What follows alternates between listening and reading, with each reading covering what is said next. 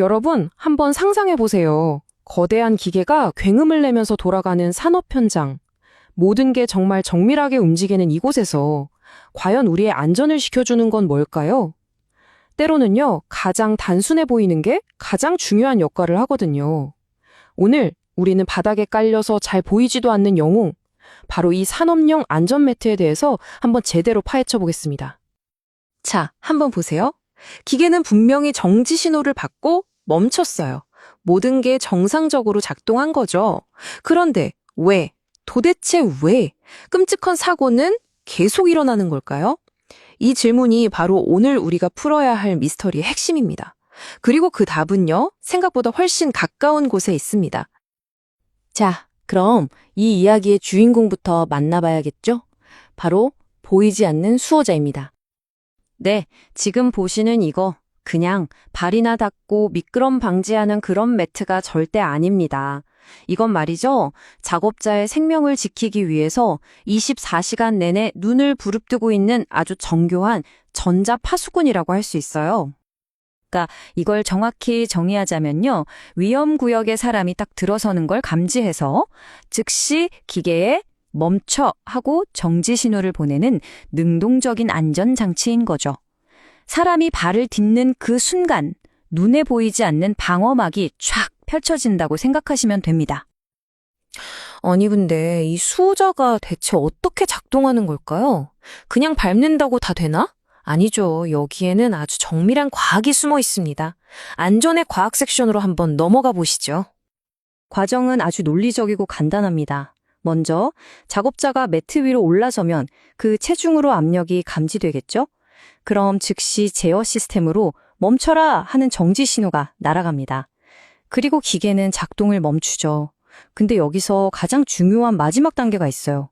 바로 누군가 직접 수동으로 리셋할 때까지 기계는 계속 멈춰 있다는 겁니다.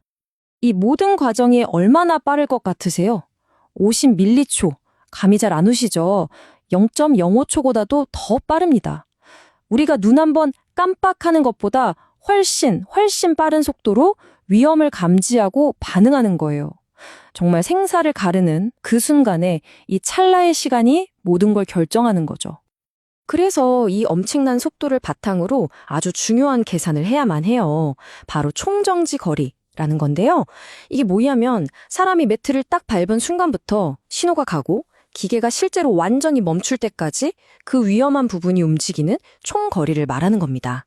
이 계산을 통해서 안전매트를 어디에 설치해야 할지 정확하게 결정하는 것, 이게 바로 안전설계의 핵심 중의 핵심입니다. 아까 제가 마지막 단계가 수동 리셋 대기라고 말씀드렸죠. 아니 위험이 사라졌으면 그냥 기계가 알아서 다시 켜지면 편하잖아요. 왜 그렇게 안 할까요? 바로 이 확인의 원칙 때문입니다. 이 말이 정말 중요한데요. 작업자가 매트 밖으로 나갔다고 해서 시스템이 이제 안전하네? 하고 멋대로 판단하지 않는다는 거예요. 반드시 관리자가 위험구역이 완전히 깨끗해졌는지 두 눈으로 직접 확인하고 리셋 버튼을 눌러야만 기계가 다시 움직일 준비를 하는 거죠. 이건 절대 번거로운 절차가 아니라 혹시 모를 사고를 막는 가장 확실하고 중요한 안전장치입니다. 자, 그런데요. 이렇게 완벽해 보이는 시스템에도 정말 치명적인 구멍이 있습니다. 지금부터는 분위기를 좀 바꿔서 가장 위험한 행동, 바로 이 시스템 우회에 대해 이야기해 볼게요. 이게 바로 모든 비극의 시작점입니다. 사고 사례들을 아주 깊게 들여다보면요. 안전매트가 고장나거나 오작동해서 사고가 나는 경우는 거의 없어요. 대부분의 사고는 사람이 의도적으로 이 안전 시스템을 꺼버렸을 때, 무력화시켰을 때 발생합니다. 결국 진짜 문제는 기술이 아니었던 거예요. 가장 큰 위협은 쇳덩거리 기계가 아니라 바로 우리 사람의 마음. 이 정도는 괜찮겠지 하는 그 작은 안일함입니다. 생산 속도를 좀 높이려는 조급함, 리셋 버튼 누리는 게 귀찮다는 생각, 이런 것들이 우리를 지키는 전자파수꾼의 눈을 가려버리는 거죠.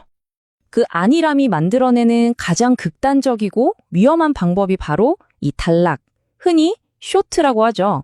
이건 뭐냐면요. 아예 전선을 조작해서 합선을 시키는 거예요. 그럼 사람이 매트를 밟든 안 밟든 상관없이 시스템에는 계속해서 문제없음, 안전함이라는 거짓 신호가 가게 됩니다. 이 표를 보시면 그 차이가 그냥 한눈에 들어오죠. 정상 작동할 때는 작업자가 매트를 밟으면 기계가 멈추고 당연히 작업자는 안전합니다. 하지만 단락 상태에서는요, 똑같이 매트를 밟아도 기계는 멈추지 않고 계속 움직입니다. 그럼 작업자는? 그 결과는 정말 상상조차 하기 싫을 정도죠. 이 행위는요, 비유하자면 나를 지켜주는 충직한 수호자의 눈을 내 손으로 직접 가려버리는 것과 똑같은 겁니다. 수호자는 분명히 내 곁에 있는데 바로 코앞까지 다가오는 위험을 전혀 볼 수 없게 되는 거죠. 이보다 더 어리석은 일이 또 있을까요? 맞습니다. 이건 피할 수 없는 사고가 아니에요. 사람이 스스로 만들어낸 재앙, 명백한 인재입니다. 자, 그럼 이 끔찍한 비극의 고리를 어떻게 끊어야 할까요? 마지막 섹션에서는 해결책을 찾아보겠습니다. 바로 안전 요새를 구축하는 방법을 알아볼게요. 안전매트라는 훌륭한 수호자가 있지만 그것 하나에만 모든 걸 의존해서는 안 됩니다. 우리는 그 어떤 위험도 뚫을 수 없는 아주 견고한 요새를 만들어야만 합니다. 그 요새는 세 개의 아주 단단한 기둥으로 이루어져 있습니다. 첫째, 매트가 항상 최고의 상태를 유지하도록 정기적으로 성능을 점검해야 하고요. 둘째, 안전장치를 절대로 무력화하면 안 되는 이유를 반복적으로 아주 깊이 있게 교육해야 합니다. 그리고 셋째, 애초에 위험한 행동을 할 수 없도록 다중 방호 시스템을 갖춰야 합니다. 특히 교육이 정말 중요해요. 그냥 이거 하지 마세요 라고 말하는 것만으로는 부족합니다. 단락 같은 행위가 왜 자신과 동료의 생명을 위협하는지 그 끔찍한 결과를 명확하게 이해시켜야 합니다. 왜를 이해할 때 비로소 사람의 행동이 바뀌거든요. 그리고 다중 방호 시스템이라는 건 말이 좀 어렵지만 간단합니다. 예를 들면 안전매트 주변에 아예 물리적인 펜스를 설치하는 거예요. 작업자가 매트를 뛰어넘거나 옆으로 돌아 들어갈 가능성 자체를 원천적으로 차단해버리는 거죠. 인간의 실수를 시스템이 보완해주는 겁니다.